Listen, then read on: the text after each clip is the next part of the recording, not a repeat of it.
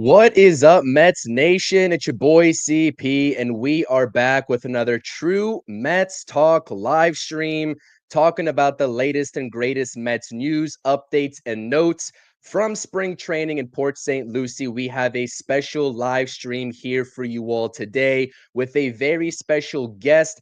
I think you all will like this collaboration from an up-and-coming Mets content creator here on YouTube as well. Before we get into and bring up, the guest of the hour here on the True Mets Talk live stream and get into all the topics that we have here on the channel and the stream, please do, as always, you all know what to do, Mets Nation. Hit the thumbs up on the stream. Subscribe to the channel if you haven't subscribed already. If you're not subscribed, hit the subscribe button. Come join the conversation in the live chat as well with all you lovely fellow Mets fans in the chat right now. We got a lot of you all here. We got Stan. Salute to Stan, Stanley, Ken, Lulu, Darren, all the usual suspects here supporting the channel. I definitely appreciate it. This is not a new hat, by the way. I know I haven't ever worn this on stream. I've had it for multiple years. It's usually sitting back there. But in honor of not finding the current Mets spring training hat, I had to bring this one out. But yeah, listen, a lot of topics. We're getting into the lineup. We're getting into Juan Soto and where he fits into the lineup and where Mendoza is going to hit him in the 2025 New York Mets lineup. Getting into the rotation, Quintana, McGill, a whole bunch of topics. How can I forget about Edwin Diaz? But without further ado, let's bring up today's special guest. Let's go. Please join me in welcoming our special guest to the True Mets Talk podcast. All right. I was hoping to have this screen correct. Whenever I go back into that countdown, it always troubles me. But I got Jimmy from Mostly Mets over on YouTube joining me, taking some time out of his day. Jimmy, how you doing today? Let everybody know first and foremost what's going on with your channel, where they can find you as well. Hey, good man. How you doing? Thanks for having me on. You can find me at Mostly Mets Hub on YouTube, Mostly Mets Hub, or Jimmy MMH on X. I do a lot of Mets content, things as they happen. I do videos a few times a week usually. And I've just kind of gotten into doing some reaction videos, especially to Michael K, who's kind of my favorite target right now. But yeah, there's basic Mets stuff at the moment. Yeah, absolutely. And I got your YouTube channel for all you Mets fans who do not subscribe to Jimmy's channel at Mostly Mets Hub. It's in the description of this stream down below. So whether you're watching right now or want to do it after the stream, if you catch this stream later on your own time, please do subscribe over to Jimmy's channel and get him to 500 subs. I mean, those Michael K reaction videos are a hit. I thoroughly enjoyed those reaction videos, and one of those videos that you posted actually made me find your channel, and I was listening to it and I could not help myself but just to laugh, because some of the stuff that Michael K says is absolutely bonkers sometimes, and I really do think that you're doing Mets fans a great service here in terms of breaking that all down and all the nonsense that he has to say. But we are here to talk about the New York Mets and talking about all the latest news, etc. So I wanted to start off this stream by talking about some things that we've seen yesterday and both today. This is going to be very quick. There's really not much to talk about other than a lot of live batting practice sessions going on. Juan Soto gifting Brett Baty a brand new car for the number 22, as you can see right on the graphic as well. Brett Baty said that he's been driving the same car. I can't believe this is a news topic, but it is, as we all know, with the whole recent Lindor and McNeil getting a car for the batting championship, batting title, whatever you want to call it, back in 2022. But Brett Baty gets a brand new Chevy Tahoe for giving up the number 22, and now he is going to be number 7 for the New York Mets. Today was actually Mets photo day at spring training, and they paid Mark Levine a great tribute today as well, going through the videos. Unfortunately passed away recently, Mets photographer as well, so it was good to see the Mets pay tribute to Mark. And yeah, all the photos look fantastic from today as well. So anything that you wanted to talk about from what we've seen today in the live batting practice? Kodai Senga looked good during the live batting practice session. The Ghost Fork was working fantastic. Well, what do you got from today? Have you been keeping up on social media? Yeah, I saw a video of Senga pitching to Lindor and Soto. And yeah, I mean, listen, obviously it's early. There's not much you can really take from it. You don't know. Pitchers are usually a little ahead of hitters at this point. It's just important to me that Senga stays healthy. And I think that's the most important thing is seeing Senga on the field at all is basically the only thing that matters at this point. Yeah, no, absolutely, 100%. Kodai Senga is going to have hopefully a fantastic bounce back season. The Ghost Fork was working for him today on the mound, getting Pete Alonso to look a little silly. Juan Soto as well was very surprised to see that, but he eventually got a base hit to left field opposite way off of Kodai Senga. Again, it's about getting your footing and ramping up ahead of opening day. And the results are just a cherry on top here in spring training for us fans to follow along on social media. Yesterday, the Mets signed right-handed pitcher Connor Overton to a minor league deal as well. I know a lot of people are going to get into the rotation discussion of it all here in a couple of slides, but yeah, I mean, this is a minor league deal. Did not play in 2024. Really isn't a talking point, but just is going to be AAA depth to start the season in Syracuse for the Mets. Could make a spot start, really, if the Mets are desperate enough for that. But other than that, that's not really a big talking point. I just want to throw that up there on the screen. And then Pete Alonso is okay after being hit in the face with a baseball during infield drills. He was down on the ground. It was a scary sight for Mets fans, but he got back up under his own power and actually signed some autographs right thereafter and started taking live batting practice on the field as well. So those are your latest Mets notes from today on this lovely February 20th. Just 2 days away from spring training opening action, game one, with Clay Holmes on the mound. And baseball's officially back because earlier today, a spring training game between the Dodgers and Cubs kicked things off for the MLB. And it was good to see baseball back on the screen. Again, shout out to everybody here. Make sure to smash those thumbs up, repost, subscribe, all that fun stuff. We have to do our shameless plugging here on the show. But let's talk about a little bit of the juicier topics that we got lined up here. And I released a video. You can catch this video down in the description if you missed it, talking about Steve Cohen's latest comments and his media availability down in Port St. Lucie. And he talked about a plethora of topics surrounding the New York Mets.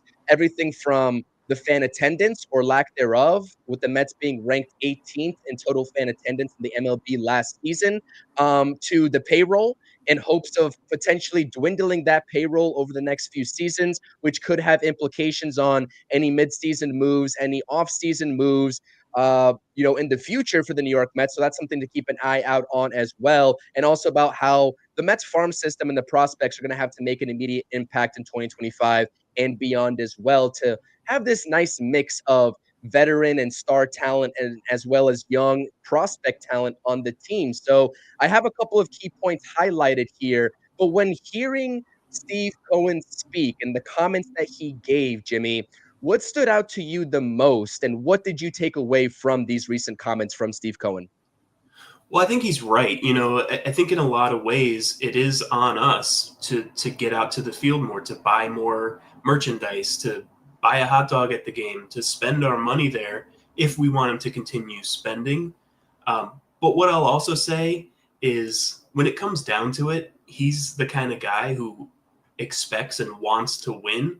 So I don't think that it's going to really hinder his spending if there's someone he really wants. I just don't see that being a hurdle for him if he has, like he said, if he has to if he has to pay for it himself. It might not last forever, but I think really at the end of the day, it's a vanity project, so he will. I don't see it as a huge issue. I just think he's going to get what he wants at the end of the day, and if that means he's got to come out of his own pocket, he will. And a lot of Mets fans actually took to social media to talk about the actual attendance of it all. And I think the Mets, when they were winning back in 2022 in that 100-plus win season, 101 wins to be exact, they were ranked sixth in attendance. So again, with the lack of expectations going into 2024, that number and that ranking was naturally going to go down. 18th is a little bit surprising, but again, a lot of Mets fans were talking about, yeah, the ballpark is fantastic, but the environment around the ballpark, we've heard so many proposals from Steve Cohen and, making that area a place where fans want to go. You see so many stadiums around this league, Nats Park, PNC. Those are environments that fans want to go to because there's stuff immediately around the stadium for fans to do instead of just a parking lot at the end of the day. And again, Citi Field is great and inside the stadium is awesome, but creating that environment that fans want to just stick around and be around the ballpark. Again, this is going to fix itself with time. And as the Mets kind of build up, if they get the approval to build up around the stadium. But for me, it's kind of like a moot point. It's a moot talking point. And I think that, again, that number with the expectations going right back up in 2025 for the New York Mets, we're going to see a lot more fans in the ballpark. And it really helps you when you bring Juan Soto in through those doors. But more so for me, it was kind of eye-opening, but kind of not eye-opening at the same time in terms of Steve Cohen talking about the payroll and how unsustainable it can be to continuously have, this payroll in the low 300s, right? The Mets have broken their $300 million mark in the payroll yet again. We know other teams, another team in the Dodgers being up to 350, 380. It's not really feasible to match what the Dodgers are doing right now for the New York Mets. Yes, Steve Cohen has money, but he's absolutely right in terms of relying on some of these prospects to go ahead and make an immediate contribution. And us Mets fans, I know myself and Rob, talking Mets with Rob, we've been talking about, making these moves, whether it's for Dylan Cease, whether it's for Garrett Crochet before he went to Boston, and kind of giving up the prospects to get this immediate pitching through the doors. That's going to cost you a couple of top 10 prospects in this farm system, which will bring the Mets right back to square one. So what do you think about those comments in terms of now you have Lindor, right? The Mets have Lindor. They have Soto. They've got Brandon Nimmo, all these big contracts, these large contracts, right? Pete Alonso's back on a $30 million deal, making him the highest paid first baseman, etc. What do you make of it all? What do you make of the actual blend? Because we know we got Brandon Sproat, Luis Angel Acuna, Francisco Alvarez is here to stay, Mark Vientos, same thing. How can the Mets? There's a log jam. There's a clear log jam in this farm system right now. So how do you see them going about that in the next few off seasons while simultaneously going out and still getting the guys that they want? Maybe in a Vlad Guerrero Jr. when he hits the open market next winter. Yeah, I mean, I think it's how you have to build an organization. It's what the Dodgers really did at the beginning of their whole run here. They they built the farm system, they brought those guys up, and they've added veteran, high value guys as they've gone. They always have their own farm system producing players. And I think they're both important. In this stage of baseball, if you're going to be a big market team, you have to be able to have a great farm system, develop players, and be able to spend when you need to. Now, I understand it's not sustainable to be a $320 million, $330 million payroll every year. But at the end of the day, I don't think it's going to prevent them from doing anything that they like. Soto to me is one that it didn't matter if they had to pay him $1 billion, they were going to get him. There's going to be certain players that they go after that the payroll is just not going to matter. Cohen said in his press conference the other day that his goal was to be way under where he is right now, and they blew right through it. So while I think it is not sustainable, his mentality is always going to be, we need to improve the team. Now, there is a logjam of prospects, especially middle infielder prospects, but that's a good thing to have. They're trying to get these guys to play different positions and move around the field, and there's always guys ready to come up. So you have to be able to do both. That's really my point on this. Right now they're building a strong farm system while still signing stars. It has to be a mix. You can't just have 25, $30 million a year players. That's never going to work. Yeah, and that's also a huge point right there in terms of Steve Cohen, has been wanting to lower this payroll. And when the opportunities arise, Juan Soto's a different story, but they had a choice to make on a guy like Pete Alonso, right? They could have just let him walk, and we were all prepared for potentially them letting him walk. But they realized the opportunity that they had in front of them of building this power top 5, top 6 lineup, a top 2, top 6 in all of baseball, you could say, right behind the Dodgers, and they took it. And that's what, Steve Cohen is also alluding to, is that, yes, the payroll is not where he wants it to be at right now, but the flexibility that he has, he can finance it, and he can go ahead and dish out that money if there is a prime opportunity available. So again, I know that a lot of Mets fans are going to immediately start talking about Vlad Guerrero Jr., and with every right. I mean, the way that the Blue Jays handled that situation is honestly kind of shameful, and he's definitely going to be hitting the open market. Honestly, we might even see a trade for Vlad Guerrero Jr. from some team around this league just for the Blue Jays to get some value back. It's not going to be the New York Mets. They've got Pete Alonso at first base, but they are definitely going to make a push at Vlad Guerrero Jr., but it's just about the asking price in terms of what the top price is going to be, and that's a whole separate discussion in terms of what the actual first base market is versus what he's going to be asking for, because apparently the Blue Jays didn't even come close to meeting that expectation in terms of price. And in our notes a couple of minutes ago, I actually did miss this. Jose Siri did go yard twice today. I actually only saw one of them off of Sean Manaea, and D pointing out that there was actually two. So Jose Siri, another guy, we talk about this lineup, and we'll get to the lineup. We're talking about 20 plus home run candidates, top to bottom in this Mets lineup, maybe outside of a guy like Jeff McNeil. This is going to be a powerful lineup, and I can't wait. So again, this situation is fluid, and that's really what I took out of the Steve Cohen comments, is that although we are not where we want to be in the payroll, I think in 2026, there's going to be some money coming off the books, but they're going to start off the 2026 season around $255 million allocated. And then in 2027, 2 years away, which seems like a long time away at this point, being in 2025, there's going to be around $185 million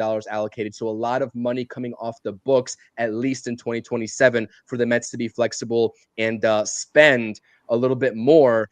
And I don't know how that fits into the timeline of Vlad Guerrero Jr. next offseason. Already starting off at around $250 million, but the Mets are going to worry about that when that time comes. But let's talk about a right now issue, and that is the starting rotation, especially after the Frankie Montas injury news. Now, the good thing is that Frankie Montas received some sort of PRP injection. He said he's feeling good after the high-grade lat strain. So the team's timeline was 6 to 8 weeks that he was going to be shut down. Montas, he's excited probably. He wants to get back on the field. He said, I feel good. It's going to be more like 4 to 6 weeks. We'll see what the actual number is, but there's an undeniable hole in this rotation right now that the Mets have to think about, addressing internally or externally. And keeping these comments in mind, if they go externally, they're going to have to dish out a couple of extra $1 million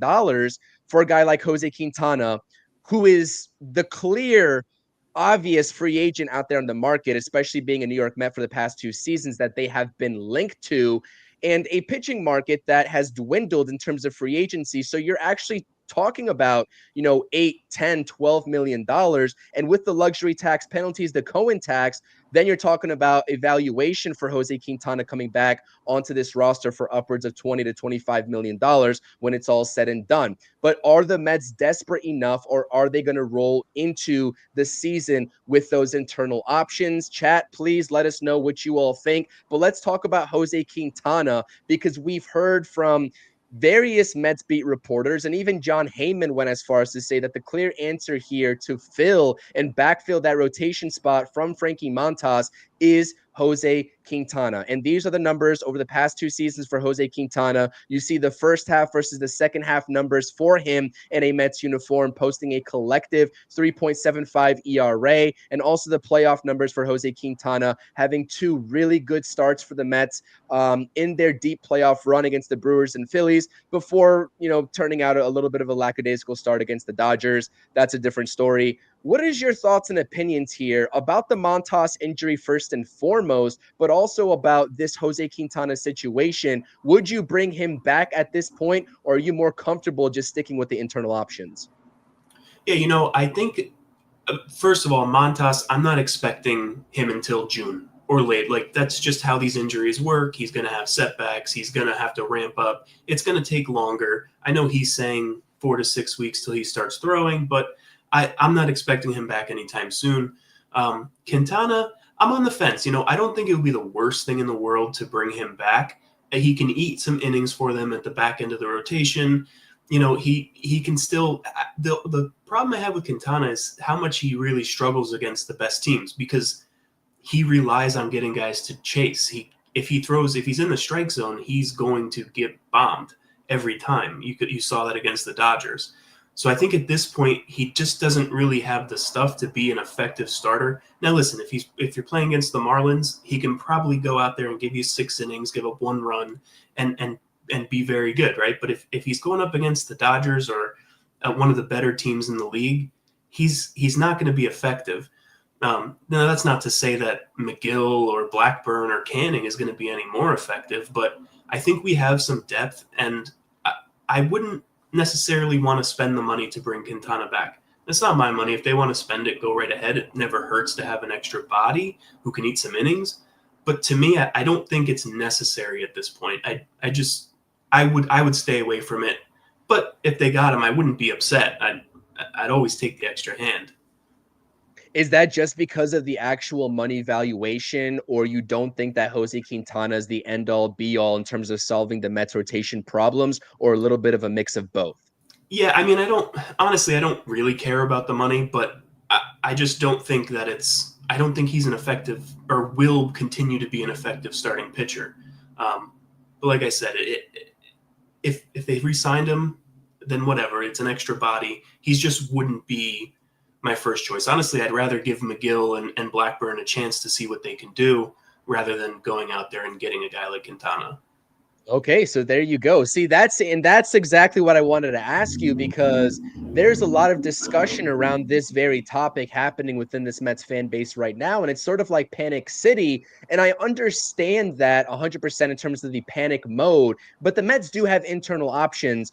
They're just not what a lot of Mets fans would like to be choosing from in terms of those depth options. But for me, I'm actually going to take a little bit of a different stance, and I'm going to say that I don't think that there's any downside if, and this is only if, David Stearns and Steve Cohen are willing to spend that additional money. There wouldn't be any downside to bringing Jose Quintana back, because, again, a tale of two halves for Quintana, but you make those depth pieces expendable in your Tyler McGills, your Paul Blackburns, and your Griffin Cannings at that point. And I look at Jose Quintana's career, especially over the past couple of seasons, maybe 2023 aside, because he only posted 75 innings after getting hurt to begin the season. And I just look at consistency. I do. And I do agree with you 100% in the fact that, do I get nervous, and did I get nervous with Jose Quintana starts in those big starts, especially in that Milwaukee Brewers playoff game? Yes. Every single inning, I'm like, oh boy, here we go again. This is where he implodes. But in my video actually recently that I talked about Jose Quintana, possibility of bringing him back, to your point as well, he is so good at working around trouble. He is not an efficient pitcher by any means. He draws a lot of long counts in terms of the 3-2 counts that he gets himself into. And when he gets those runners on base, he's actually been very effective in terms of working out of those jams. Now, you would always prefer not to be in those jams in the first place. But again, at this point, I mean, I don't know how many years it's been in a row that Tyler McGill has been slated to start off in AAA, and now we're talking about him potentially cracking the rotation. Are we confident in a guy like Griffin Canning? I know the Mets gave him a little bit over $4 million, but everything that I've seen out of Griffin Canning over the past couple of seasons doesn't really inspire too much confidence out of me. And I think that regardless of the Mets bringing Quintana back or not, I think Paul Blackburn's going to be in this rotation as it is. And if he doesn't perform right away, maybe he's a DFA candidate, but I think he's going to be there no matter what. For me, when I look at this situation, if the Mets are actually willing to spend this money, I don't see how this could be a bad move, because at the end of the day, 162 game season, you could bring in that extra body and make certain guys expendable. And Jose Quintana at that point, if he provides you the services of the first 3 months and he fizzles out, he's expendable as well. There's no harm, no foul, as the Mets have proven to be willing to eat some of the dead money associated with some of these guys over the past couple of seasons. I know the Mets really want to get away from it, and that's kind of the sticking point here where I'm like, okay, maybe they actually won't go out and get Jose Quintana, and maybe they're just going to rely on the internal options because they don't want to spend that extra quote unquote $20 million after all the penalties accrue. But at the end of the day, if you're taking a look at his numbers from the 2024 season, I think he was effective. Was I ready to run him out of town after a very horrendous month of May? Yes, I was, but he bounced back in a very effective manner. And he's been a pillar of consistency, I would say, over the past couple of seasons in his career. And at this point, again, I just don't see any downside minus that actual additional money on the book. So that's Jose Quintana. Again, you can see in 2024, 170 innings pitched, just over, with a 3.75 ERA, 1.25 in the walks and hits per innings pitched category, and 31 starts for the New York Mets. And his tail two halves of 4.13 ERA in the first half versus 3.18 in the ERA category, finished 10-10 in the win-loss column. But at this point, let's take a look. Let's take a look at your guy at this point, maybe should I say, Tylor Megill. And I don't want to throw that on you. I know that he's not your guy. I know that, I gave you a tough decision there and a tough option, but here's the outlook of Tylor Megill. Again, so many seasons in a row where we've been talking about, okay, Tylor Megill is finally going to start off in AAA and be the depth option, but an injury to I forgot who it was in 2022, but he couldn't make the start. I think it was DeGrom. He's the opening day starter. Was it DeGrom in that year? Potentially. I think so. I actually don't know. Who was in No, I 2023 think that was it was Scherzer. I think. Scherzer. Yeah. It was Scherzer. And then and then last year, obviously, we know that it was supposed to be Kodai Senga, but then he went down with the injury. Tylor Megill was not the opening day starter, but you know where I'm getting at. You catch my drift. Yeah. Here are the actual numbers from Tylor Megill over the past 2 seasons.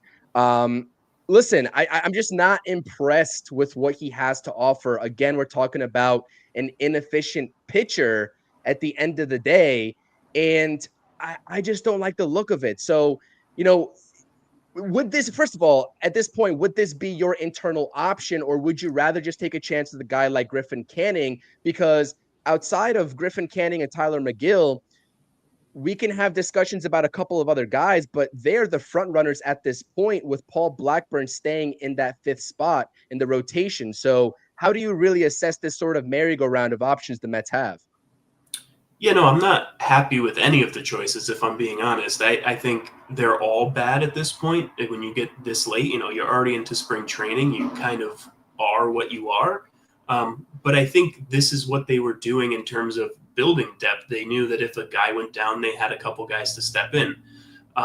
Now, I'm not in love with Megill, but for some reason, when I see Megill, it's always like he's right there. It's almost like it's always one inning that completely destroys him. And sometimes it's the first inning, but sometimes he'll go 3 or 4 innings and look unbelievable, and then he just has one terrible inning that completely derails him.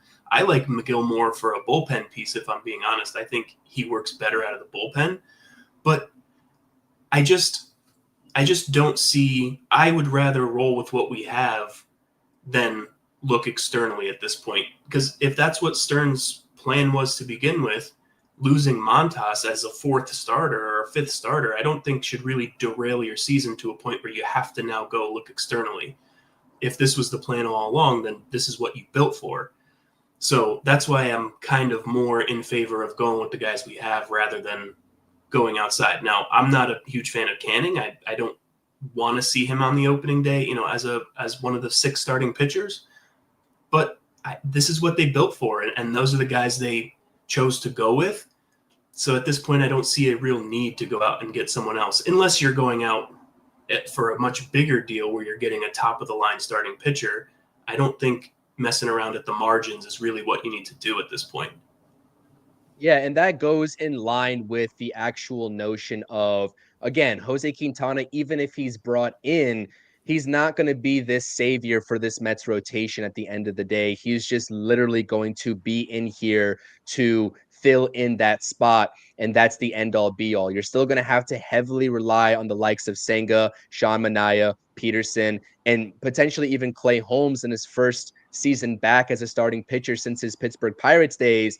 And that's going to have to be just your I guess total outlook in terms of the guys that are the driving force of this rotation. So I definitely 100% agree with that fact. And there's also something to be said for that point as well, is that, the Mets and David Stearns, if you are methodically building this rotation out to be what it was, even with Montas in the equation for opening day, they certainly had to be accounting for contingency plans in terms of the depth if one of those guys went down. I mean, Kodai Senga has had, injury concerns for the past couple of seasons, or last season, really.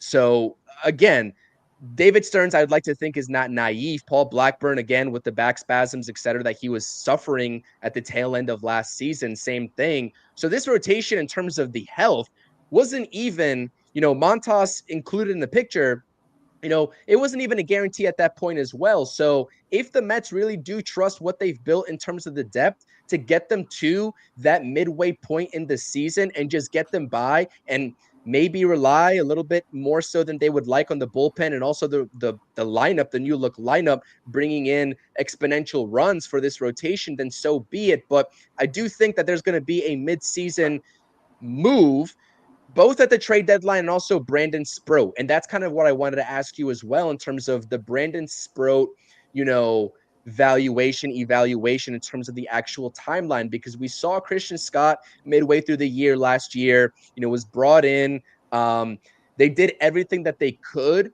to keep him healthy. Inevitably goes down with the arm injury. It really was unfortunate, but he's going to be back in 2026 stronger than ever. I do believe that. I like everything that there is to say about Christian Scott as, a pitcher in this rotation moving forward for the foreseeable future. But excuse me, not to have that same situation arise, right? Where you're having to sort of, I guess, work around a limited workload for these young guys coming up. How does that look? What does that look like in your mind when Brandon Sproat eventually gets the call? Because I think us Mets fans know, especially with the names that are on the left-hand side of your screen right here, it's not a question of if Brandon Sproat's going to be in this rotation at some point in 2025, but it's when. And if you disagree with that, please definitely let me know. And also in the chat, let me know, because I think everything that we've been seeing and how quickly he's actually rose through the ranks of this farm system, it's been impressive up and down the board, minus some struggles in AAA. And if he makes those adjustments and, gets off to a strong start in AAA, which is presumably where he's going to be starting his season out of spring training, he could get that quick call. I mean, maybe mid-June, early July is what I'm thinking. What do you think in terms of the actual timeline of Brandon Sproat? Yeah, I mean, I think it's really all up to him. I think it depends on how he goes down and performs in AAA. Not that performance necessarily matters, but the metrics and all that. Like, they're going to have to see some improvement from him at AAA. Obviously, last year in a small sample size, he struggled, and he talked about that, being as he moved up, maybe the competition got a little better, and maybe he got in his own head or whatever it was. So it's really going to depend on him, because I think you're probably going to have at least one or two guys in the rotation that will struggle, or at least you don't mind taking out or moving to the bullpen. So having him ready to go will be great. I could definitely see a mid-season, maybe July trade deadline kind of area.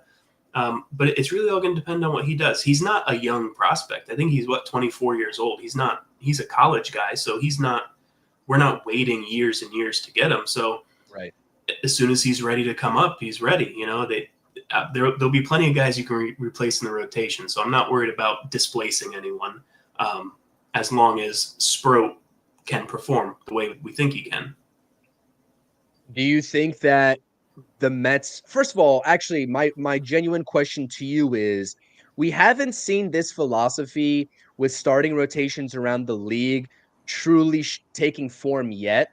But with the amount of injuries to starters, combined with the starters only going, on average 5, just a little bit over innings nowadays, there isn't many bulldog pitchers out there that are going 8, 9 innings consistently, right? I mean, Paul Skeens, and I mean, Garrett Cole, maybe you can potentially go ahead and fill that in and label them as that. But do you like the 6-man rotation, or would you prefer a more classic 5-man rotation?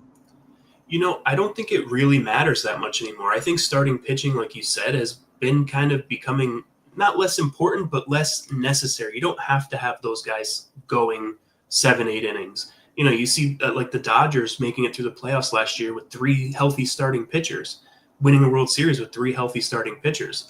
It's now that wasn't their plan going into it, and they had injuries and all that, but you don't need top of the line starting pitching anymore. So I think that this is kind of what Stern's philosophy is going forward. He's signing these older veterans or these guys who need to be fixed, maybe try to get as much as he can out of them and wait for the young guys to come up.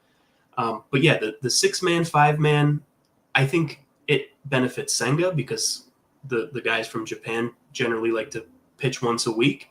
So I think it benefits Senga, and it benefits a guy like Clay Holmes, who's coming from being a reliever to a starter. You don't necessarily want him to pitch as many innings, or maybe he won't be able to pitch as many innings just because he hasn't done it for a while. So I think it works for the Mets. Do I think it works for everybody? No, but I think it works for the team that they currently have constructed right now. Yeah, especially with the personnel. And I really do believe that a lot more teams are going to be going down this route to begin with over the next couple of seasons. We haven't seen this implemented as of yet.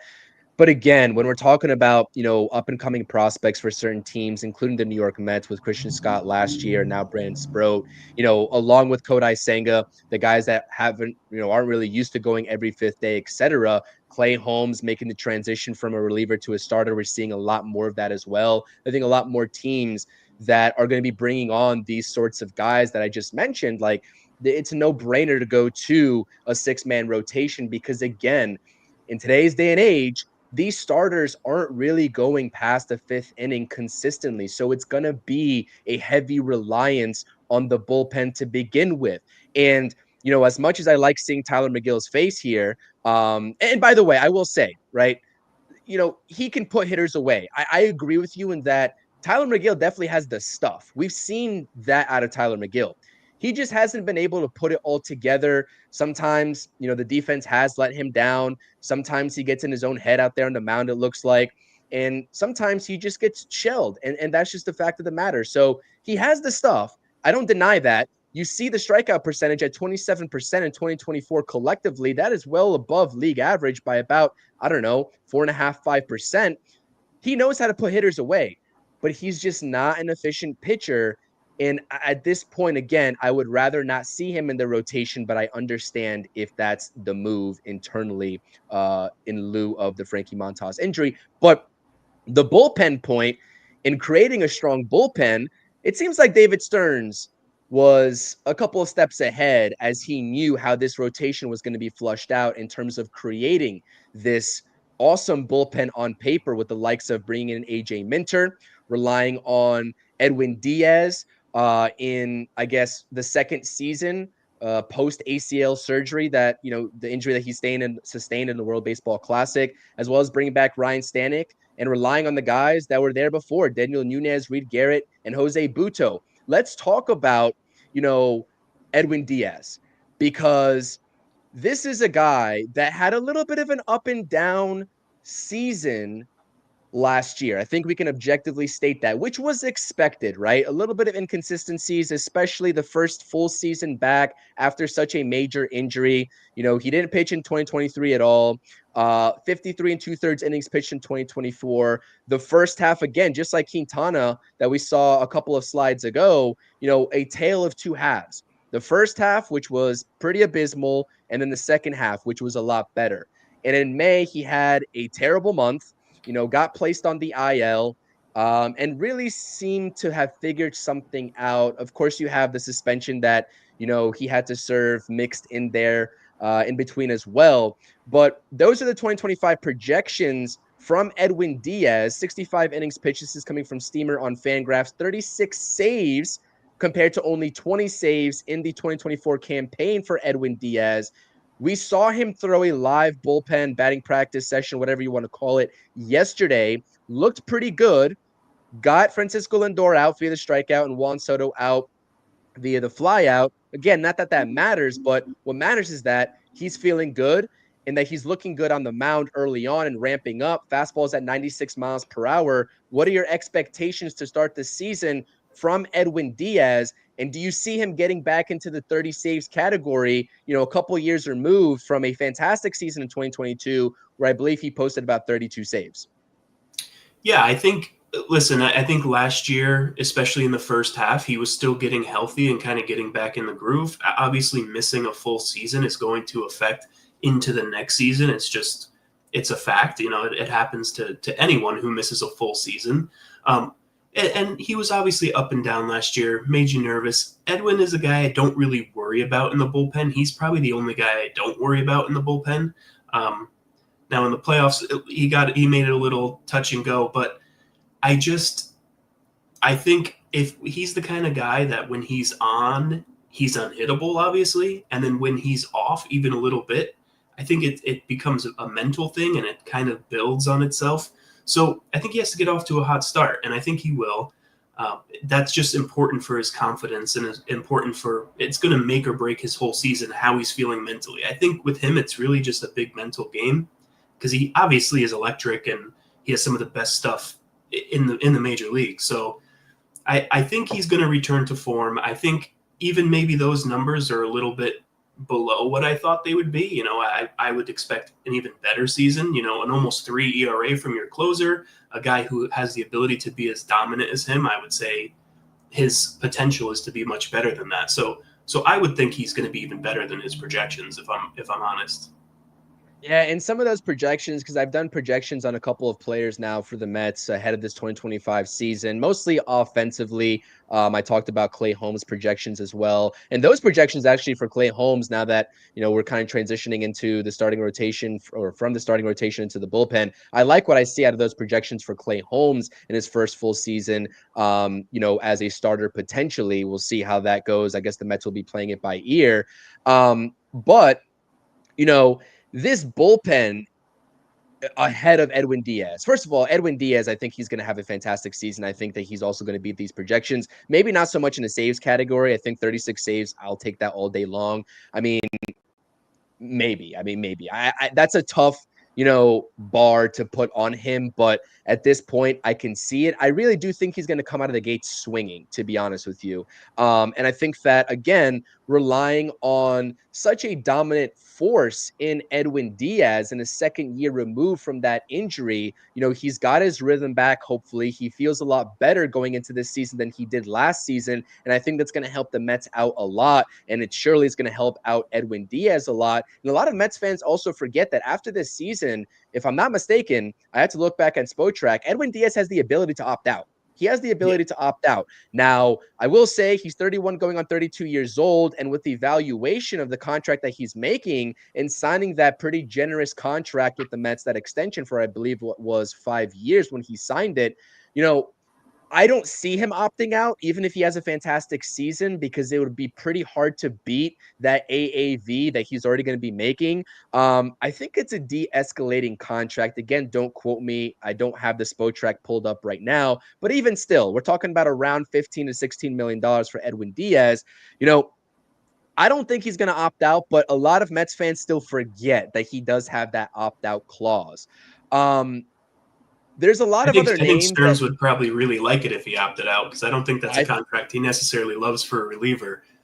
Oh, I agree. I mean, with the way that David Stearns, runs baseball teams, absolutely 100%. Again, he's not. It's a lot of things, about the Mets right now is that David Stearns has had to take on a lot of the previous regime's, I wouldn't say failures, because at the time, right, when you extend McNeil to the contract that he got, when you give out the contract to Starling Marte, when you give out this contract to Edwin Diaz, we're all celebrating. I mean, that's great news, right? I mean, these guys are coming off of career performances. And now we're talking about, okay, maybe these contracts are a little bit disadvantageous, but that's all right. And that's a future worry. I truly don't think he's going to opt out, and I'm really hoping for a career year out of Edwin Diaz because, again, I really do think this bullpen, given the rotation outlook. Now, the rotation, I'm not going to get right back into it, but that's David Stearns, right? It worked out for him pretty nicely last offseason when he was building the rotation how he wanted it to, right? With, Sean Manaea, Luis Severino, etc. We'll see if this gamble, because I do think at this point the rotation that he's putting out there is a little bit of a gamble. I do trust in Kodai Senga coming back fully healthy and ramping up to what he was in 2023. Sean Manaea putting together another bounce, or not bounce back, but another impressive season as well with that new 3-year deal that he signed. But I think it's a gamble, especially in the back end. Now, again, I've always said that David Stearns clearly has showed us Mets fans when we're talking about the offseason and the willingness to go out and sign these pitchers to long-term deals like a Max Fried, Corbin Burns, etc. That's not up his alley. Neither is going out and trading for a guy like Dylan Cease. So as much as I would like to see it happen, I've already accepted that that's not the type of president of baseball operations or GM that he is. So we are going to have to work with this rotation at the very minimum for the first half and see if David Stearns opens up the farm system to be a little bit expendable for pitching help should the Mets be in a, contending situation, which I think we all are thinking that they're going to be. But this bullpen's going to have to carry a large weight on their shoulders, we would have to imagine, and I think that they can do it. I really do. I like this bullpen from start to finish. The top 6 guys are solidified in my mind with the likes of Edwin Diaz, Ryan Stanek, Daniel Nunez, Jose Buto, Reed Garrett, and AJ Minter. Those guys are solidified in this bullpen come opening day, I truly believe. Who's going to win the 7th spot in this bullpen? That's up for grabs. If Griffin Canning doesn't make the rotation, could he be a bullpen piece? Sean Reed Foley, with potentially, losing him. If he doesn't make the opening day roster, doesn't have any really, any minor league options left on his contract, maybe he could take that spot. Danny Young is out there. Who knows if they want to roll 2 lefties? But what do you make about this? What do you make of this bullpen by and large from start to finish? Edwin Diaz included, but also the rest of the guys, especially with the signing of AJ Minter and also bringing back Ryan Stanek. Yeah, I like it. I think overall it's a strong bullpen. You don't feel like there's any weakness in it, at least from those guys. You'd feel comfortable with any of them pitching at any time. I like the fact that they're working Buto out to be a multi-inning reliever, because I think that you need that these days, especially with the rotation like we've talked about. They're going to struggle to pitch a lot of innings in some cases. So stretching those guys out to be multi-inning relievers is a good thing, which is why I think probably Canning could be an option for the bullpen if he doesn't, as basically just a mop-up kind of guy, or just a guy to eat some innings in a blowout, that kind of thing, just so you're not wearing your regular starters out or your good relievers out. But I like that idea of stretching the guys out and having them be able to pitch multi-innings out of the bullpen. But yeah, I'm happy with the bullpen. I think I probably would have wanted one more piece, another setup kind of guy, whether it was, a Kirby Yates, who probably was going to the Dodgers no matter what, but just someone else, maybe a righty to go along with Minter in that 8th inning, late inning kind of role. But overall, I think our bullpen is pretty strong. And I'm looking up as we speak on this stream if David Robertson is actually still available. I don't He think is. that He wasn't signed. It would be a great pickup. I was going to say, because I mean, at this point, if you're rolling with that rotation, if you're talking about spending the money for a guy like Jose Quintana, I mean, if you're comfortable with your internal options, you might as well just make your bullpen stronger. Do I think it's going to happen? No, it's a far shot, especially with, David Robertson is going to be making upwards of 10 to 13 million. He posted a decent season in the Rangers uniform. I think he's going to make that much at least. I think a flat 3.00 ERA. I mean, we've seen him in a Mets uniform before, stepping up in a really large way as the closer in 2023 before the Mets eventually dealt him to the Marlins, where he struggled a bit. But, the bullpen situation, I think it's by and large, finished in terms of what we're working with internally and with the, free agents available. If they come out of nowhere and sign David Robertson, I mean, it's the top 3 bullpen on paper in baseball. I mean, you And it can wouldn't, definitely. it wouldn't shock me if they did something like that, because obviously he's not getting many offers, right? If he's still sitting out there. I think there was a report by Heyman saying that there was some interest with the Rangers and the Mets and a couple other teams, but he was kind of weighing his options. I mean, he is over 40 years old. He could just be thinking about retirement at this point too. Sure. And that's actually interesting too, because now that I think about it, before the Mets went and re-signed Ryan Stanek, they were actually thinking about Kenley Jansen as a setup guy for Edwin Diaz and just having AJ Minter out there in the seventh inning. And what did he sign for in the Angels organization? I think 13 million, I think somewhere it was around there for 13. 1 year. Yeah. And so if they were already willing to spend that money, again, I know that Ryan Stanek shortly followed that report. Um, but maybe they reach into the bag. Maybe they're not interested in Jose Quintana at a similar valuation, and they'd rather just go with the bullpen and re-sign a guy, not re-sign a guy, but sign a guy like David Robertson. I don't know. I think honestly, the Mets are done. I think that they're actually more likely to re-sign Quintana than not. I know that you disagree, but I think that that would be more likely at this point than a bullpen arm. But if the Mets went out and got that extra bullpen help, would I complain? Absolutely not. Or they can just roll with what they got because you're talking about other guys in this bullpen, like a Genesis Cabrera, like a Huascar Brazaban, Sean Reed Foley, Danny Young. There's other guys that are relievers that are fighting for this seventh spot. And I would think that David Stearns was methodical in this whole entire roster construction this offseason, and that he is comfortable at this point with the internal options, even though some of us Mets fans, a lot of us Mets fans, in terms of the pitching side with the rotation, probably aren't. And I'm lumped into that category as well. I've had numerous discussions with Rob about that. And at this point, it's a wait and see, trial and error. And David Stearns, let's see if you can work your magic twice kind of thing with this rotation. So shifting over to, from the bullpen rotation into the lineup, right? Probably the best aspect of the New York Mets and the most exciting aspect for us Mets fans to watch. There's a lot of speculation, even still, about the lineup configurations that Carlos Mendoza is going to throw out there. He kind of alluded in a sit-down interview with Gary Apple in his media day availability that he's leaning towards going Lindor, Soto in the 1-2 spots. Not sure if you've been watching all of our streams when we've been having this debate, but I'm in the camp of I don't really want Juan Soto to be batting second, to be honest with you. I think that if you are going to construct this lineup with the amount of personnel that can fit into this top six, right? I like to gear this lineup towards Vientos hitting second in the right-handed side of your screen. And even Harold Reynolds on MLB Network today actually threw out a third lineup configuration that he would prefer. Now, Juan Soto was still batting second in that potential lineup, but he was stacking the best possible protection behind Juan Soto as possible, with Nimmo batting leadoff, Lindor going back to the 3 spot, and Pete Alonso and Mark Vientos following thereafter. I think that it's pretty crazy at this point to consider Francisco Lindor anywhere but at the leadoff spot. But this is an ongoing debate, and I've seen a lot of Mets fans that are pushing for Juan Soto to bat third. I think that there's a valid argument for either side.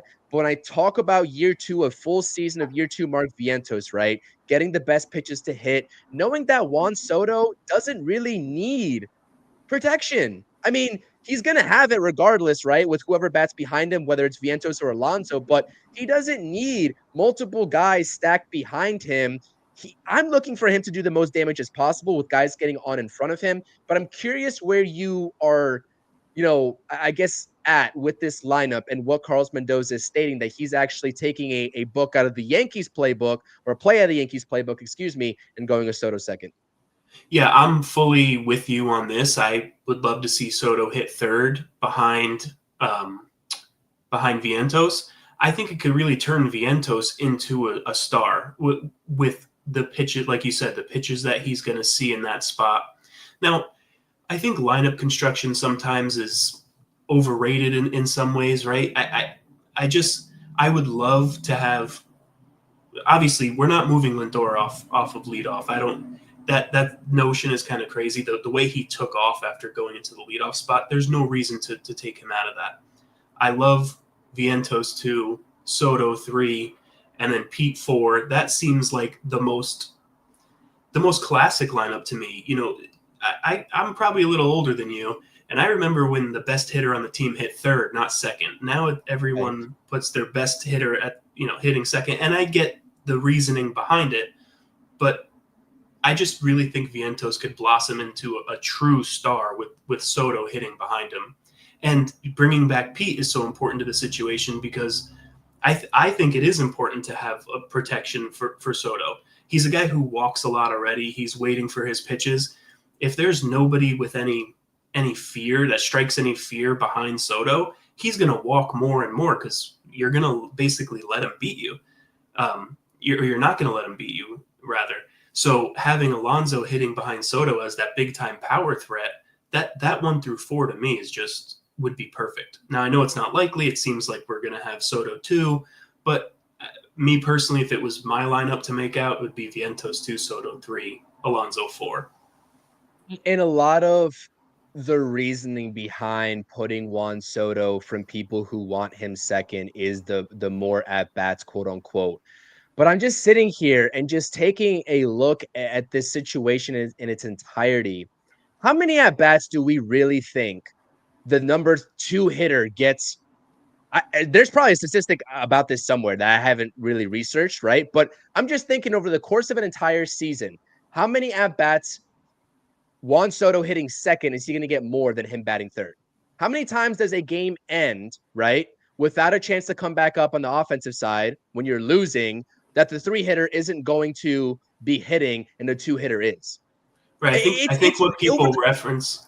I'm sorry. What people reference a lot is there was a stat where I think the third place hitter comes up with 2 outs and nobody is on like 3 times more than anyone else. But of course that would make sense because it's mostly in the first inning. So that doesn't really hold a lot of weight either. Right. So I agree with you. I don't think it really adds that many at bats. Right. And then, but then at the same time, it's like, if you're using that first inning, statistic that you just pointed out, because I saw that tweet as well over on X, how many times is Francisco Lindor going to get on base for Juan Soto to come up in the first inning with a man on, right? You're talking about 35 times out of 100 times if we're lucky with Francisco Lindor's on base percentage, right? Maybe 36. Let's just say that. So now you're talking about a first inning where Juan Soto's coming up at bat with no one on anyways. And so I don't know. I just think that the second spot is I understand the most at bats thing, right? I think that it's honestly marginal, especially with how good this lineup is over the course of 162. So I'm not going to say that I don't understand it and I don't fully buy into it because I do get it. I just think that, Juan Soto has the ability to have in the first inning at the very minimum, there's 2 opportunities for guys to get on base in front of him, for him to come up with a runner on in the first inning. If Lindor doesn't get on, right, then you can go ahead and maybe bank on Mark Vientos to get on. And that's the first inning skew right there. But also additionally, I just can't take my mind off of this whole Vientos situation and knowing that you cannot afford to get to Juan Soto with a runner on base, let alone 2 if Lindor gets on, and feeding Mark Vientos fastballs more often than not when Juan Soto is lurking on deck. That's been my entire argument. It's still going to be my entire argument until I see a Mets lineup with Juan Soto batting third. How long I'm going to have to wait in this season until Mendoza does it, I don't know. But I bet you there's going to be a point in this season where Mendoza actually does it. So, but let's just take a look at the rest of the lineup here now that we're on it, right? There's depending on what happens with Soto, right? Whether he's batting 2 or 3, do you think in any event, if Soto bats 2, do you think Alonso is the shoe-in to bat behind him, or would you put Vientos over Alonso in that situation? I would have Vientos in the 3rd spot and then Alonso in the 4th spot. I just think he's a cleanup hitter. He's a power hitter. He's the guy you want up if you have a couple guys on base in the first inning. I think Pete is the quintessential cleanup hitter. Right. And, in a contract year himself, he's going to want all those opportunities with runners on base and driving those runners in because he's coming off of a performance, sub 100 RBIs, a really down campaign in 2024. And some might argue that it was back-to-back down campaigns in both 2023 and 2024.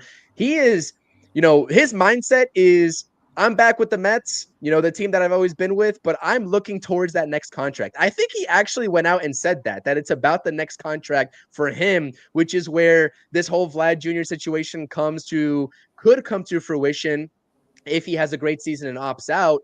But look at I just gotta, in my lifetime, if everything holds true and this lineup plays to the back of its baseball card, this is the best Mets lineup that I've seen in my lifetime. I will say that 100%. And that's the Juan Soto effect. That is really the Juan Soto effect. And everybody in this lineup, maybe outside of Winker, because we know he's going to be platooning with Marte, right? On somewhat of a basis, depending on if anything drastic happens with the whole Marte trade situation, etc. And probably Jeff McNeil. Every other person in this lineup has 20 plus home run capability, even with the likes of Jose Siri down in the 9 spot, which is absolutely a beautiful sight to see. I mean, what more could you really ask for? What do you think? Best lineup outside of the Dodgers, or are you still giving the nod to the Braves? I think it's close. I mean, I think they're right there. They're definitely a top 3 either way, in my opinion. The Braves, I think, if healthy, are probably. I really don't think there's much of a difference, to be honest with you. I put the Braves ahead of the Mets only because maybe there's more proven in it, right? You look at a guy like Alvarez and even Vientos, they have to prove something this year. Vientos has to continue off of what he did last year, and Alvarez has to show that he's healthy and can perform as we thought he would. Those two guys, to me, are the keys to the whole season. You know what Lindor is going to give you. You know what Soto is going to give you. You hope you know what Pete's going to give you. He's going to give you at least 30 home runs. No matter what else he does, he's going to hit home runs. But Nimmo, obviously, he's transitioning to more of a power bat at this point. Those two guys, Vientos and Alvarez, are going to be the key to the offense. If those guys are anywhere near where we think they could be, they might be as good as the Dodgers, honestly. Like, I don't think there really is a ceiling for the offense.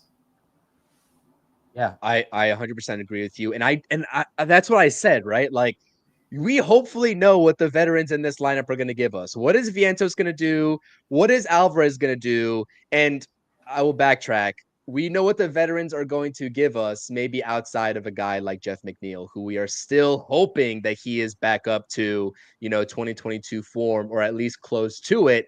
But everybody else, in terms of the veterans, star power leadership that you have, Nimmo, who's due for a huge bounce back season, to think about where the Mets got to, given the down seasons of, McNeil, Nimmo, Alonso by and large part, and even Alvarez last season is actually quite impressive to think about. But at the end of the day, I'm expecting a big time performance. And I think that given where this lineup is at right now with the personnel, top to bottom, like, they will feed off of each other. And of course, Jose Siri is also a candidate to be a platoon player with the likes of Tyrone Taylor, etc. So that's something to monitor as well. But let me put you on the spot real quick. I actually asked, everybody in the chat right here to comment left or right. Which one would you prefer? Which lineup do you prefer? You know what my answer is? I'm going the right-hand side. I think Jimmy is as well. But let me put you on the spot, Jimmy. It's February 20th, 2025.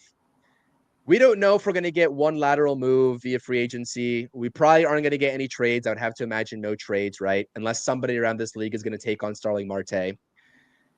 How many wins do the New York Mets get in 2025?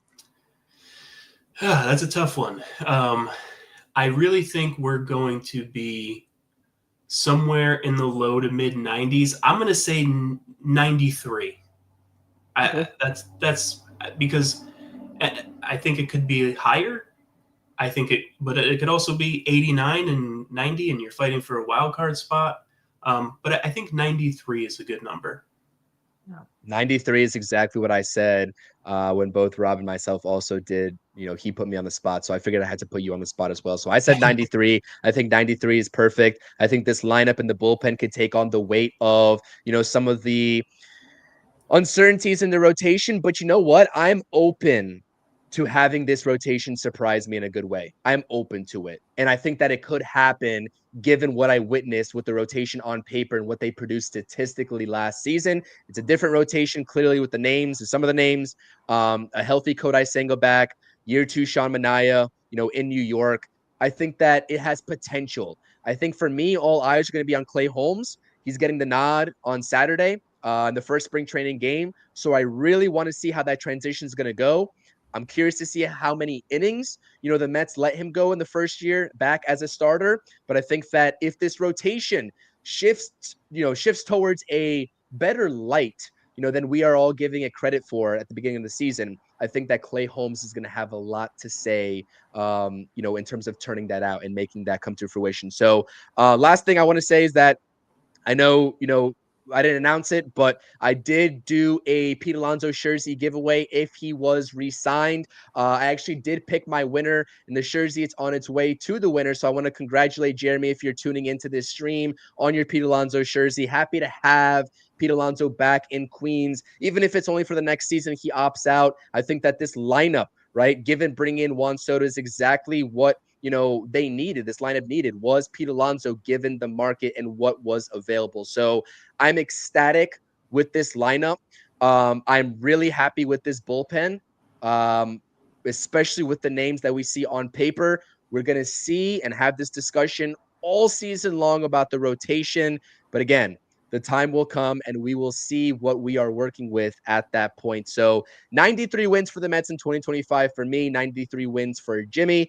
And this has been the True Mets Talk podcast. Jimmy, I appreciate it. Final words from you. And again, please, if you're subscribed to my channel, I thoroughly appreciate it. A couple subscribers away from 2,300 on the channel. So if you're listening to this and if you haven't subscribed yet, please subscribe. I definitely appreciate that. And also subscribe to Mostly Mets over on YouTube. The link to Jimmy's channel is going to be in the description down below. Final thoughts here, Jimmy.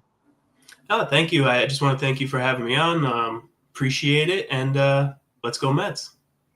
LFGM.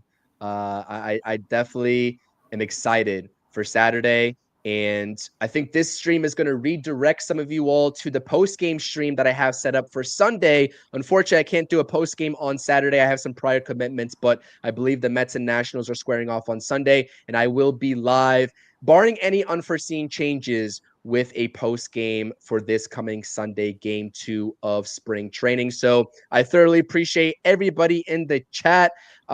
Cindy, Darren, Patty, Lulu, Frank, Ken. I mean, I can go up and down the list. Stan, how can I forget Stan? I appreciate everybody in the chat. If I missed your name, don't take it personal, please. There's so many of you all that, support and subscribe to this channel. I definitely appreciate that. So, Jimmy, I appreciate the time. This has been the True Mets Talk podcast. All eyes continuing to be on Port St. Lucie in spring training. Baseball is back. I can't wait for it. Let's go Mets. Peace.